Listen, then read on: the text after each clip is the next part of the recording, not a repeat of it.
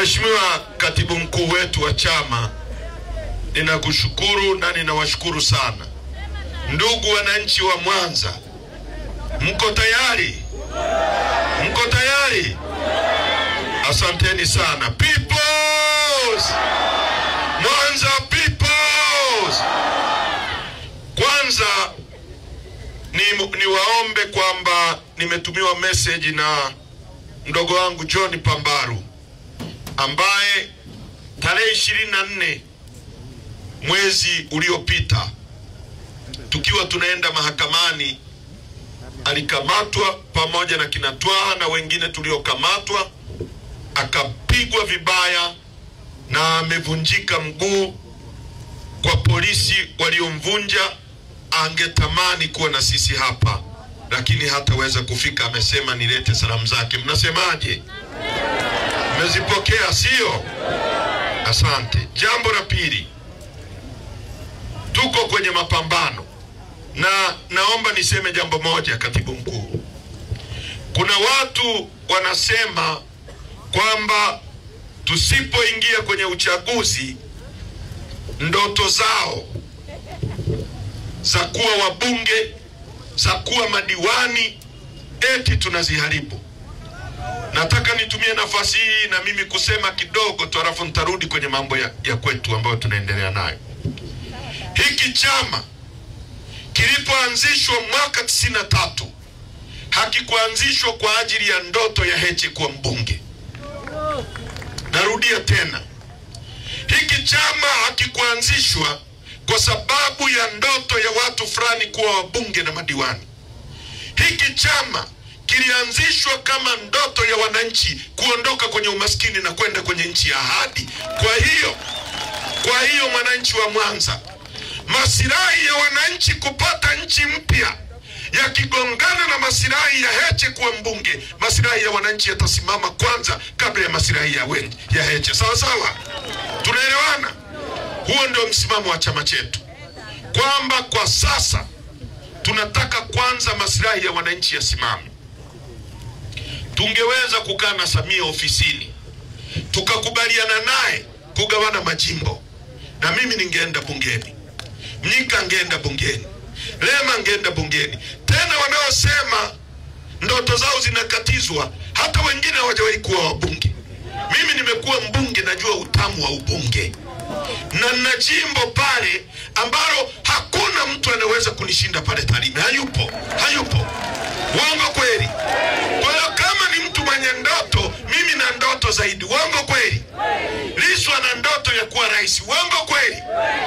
Hivi kweli kama ni swala la ndoto, hivi Lissu akisimama hapa na huyu mama akasimama hapa ikagongwa dakika 90 ya kweli, nani anasimama hapa? Nani anasimama hapa? Tusidanganyane bana. Kwa hiyo ni jambo la kwanza nilitaka niseme. Kwa nini tumezungumza kuhusu uchaguzi wote? Ni kwa sababu katiba ya nchi yetu inasema hivi: Jamhuri ya Muungano wa Tanzania, hiyo ni ibara ya 8, ni nchi inayofuata misingi ya demokrasia na haki jamii, na kwa hiyo wananchi ndio msingi wa mamlaka yote, na serikali itapata madaraka yake na mamlaka yake kutoka kwa wananchi. Hiyo ni katiba yetu inasema hivi, kwamba msingi wa mamlaka ya nchi ni nyie wananchi.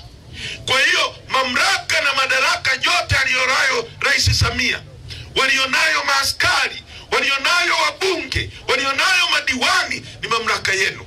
Ndio maana badala ya mwananchi wa Tarime kutoka Tarime aende Dodoma, wananchi wa Nyamagana tuende Dodoma, wananchi wa Runzewe waende Dodoma, tunachagua mtu mmoja kwa niaba yetu aende akatuwakilishe. Ndio msingi wenyewe wa mamlaka. B, lengo kuu la serikali itakuwa ni ustawi wa wananchi. Yaani serikali yoyote inayoingia madarakani kwa mujibu wa katiba hii, lengo lake itakuwa ni ustawi wa wananchi. Nyie mstawi. Maana ya kustawi ni nini? ulale kwenye nyumba nzuri, upate elimu bora, watoto wako wapate elimu bora, uendeshe gari, uishi, utibiwe vizuri. Ndio lengo kuu la serikali. Nikiwauliza, serikali hii inafanya lengo hilo kwenu? Inafanya lengo hilo kwenu? Si, serikali itawajibika kwa wananchi. Sasa, na nataka mnisikilize Mwanza. Huu mkoa wa Mwanza una ukubwa wa kilomita za mraba 25,233.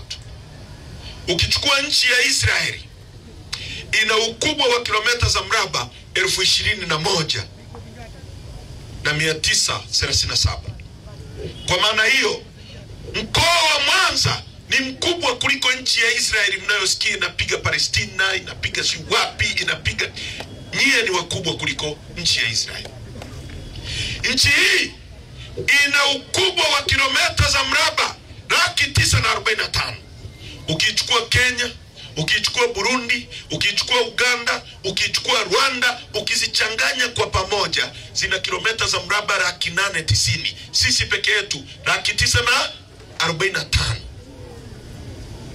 Kwa hiyo sisi ni nchi kubwa kuliko hizo nchi zote za Afrika Mashariki ukiziunganisha pamoja. Na nchi hii, Mwalimu Nyerere alisema, ili nchi iendelee inahitaji mambo manne. Inahitaji watu tunao milioni 63. Inahitaji ardhi. Ardhi tunayo, nimewaambia, kilomita za mraba 945. Inahitaji siasa safi na uongozi bora. Kama tuna watu, kama tuna ardhi, kwa nini hatuendelei? Na tunapozungumza ardhi, tunazungumza na vyote vilivyomo ndani ya ardhi na vyote vilivyoko juu ya ardhi. Nchi hii ni nchi ya kwanza duniani ambayo ina madini yanaitwa Tanzanite. Hayapatikani kwingine kokote duniani isipokuwa Tanzania. Ni nchi ambayo ina ziwa lenye upana kuliko yote Afrika, la pili duniani, ziwa Victoria. Ni nchi ambayo ina ziwa lenye kina kirefu kuliko yote Afrika, la pili duniani, ziwa Tanganyika.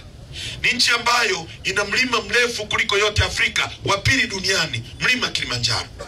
Ni nchi ambayo ukichukua mbuga zetu za wanyama, ukichukua Seru, ukaichukua Ngorongoro, ukaichukua Katavi, ukichukua Ruaha Mikumi, ukizichanganya kwa pamoja zina ukubwa kuliko nchi ya Uganda na Rwanda ukiziunganisha. Kwa hiyo mbuga zetu za wanyama ni mbuga namba 1 duniani. Ukianzia hapa kwetu kanda ya ziwa, ukienda Tarime ni dhahabu, ukija Geita ni dhahabu, ukienda Bukombe ni dhahabu, ukienda Sengerema ni dhahabu, ukienda Shinyanga ni dhahabu, nenda Nzega ni dhahabu, nenda kila kona, nenda Singida, nenda Ruangwa, nenda mpaka kule kusini Mbeya, Chunya ni dhahabu. Nchi ya 3 kwa kuwa na dhahabu nyingi duniani. Na leo nilipokuwa naangalia bei ya dhahabu ni shilingi 300,000 kwa gramu ya dhahabu.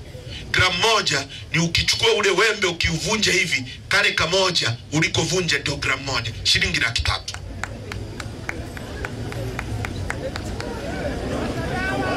Nchi hii ina madini yanaitwa nickel na cobalt yanayotumika kutengeneza injini za ndege na betri za simu mnazozitumia.